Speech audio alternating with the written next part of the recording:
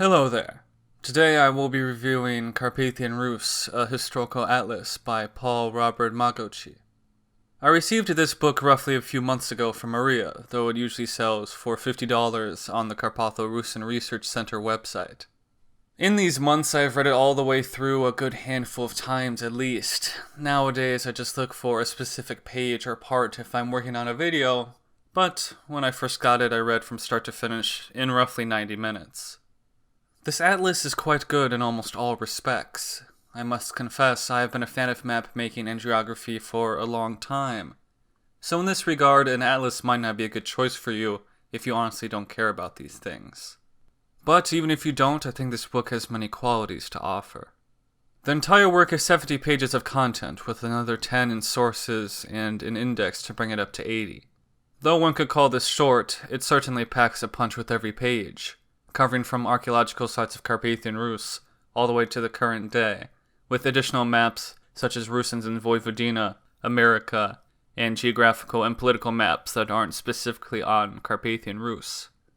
Generally speaking, I wouldn't call atlases page-turners, even for most geography fans, but this one certainly is. I would almost say this is more like a historical account of the area with beautiful maps along with it. Once I started reading at the beginning, it was very hard to find a stopping point, and being so short, you can easily get through it in one sitting if you choose.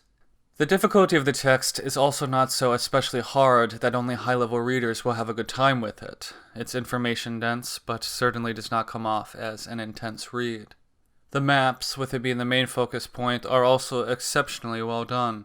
The choice of colors was easy on the eyes, and borders are clear. No highlighter colors to be seen, thankfully. The material on my hard copy is also of good quality too. It certainly does not feel like they cheaped out on any of the materials when making this.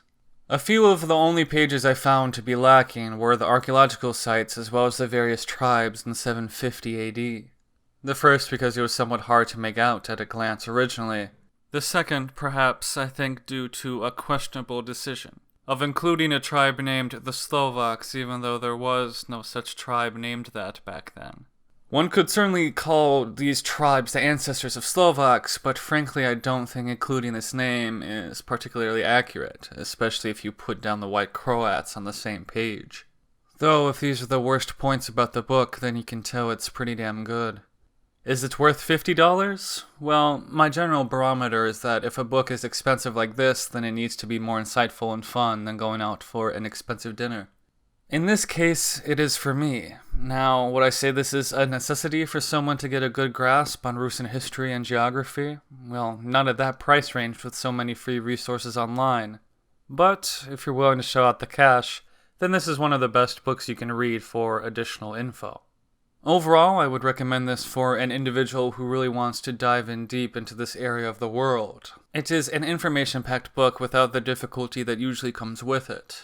To end, I will say this. If my current copy fell off a boat into the Amazon River, I would order another one that night.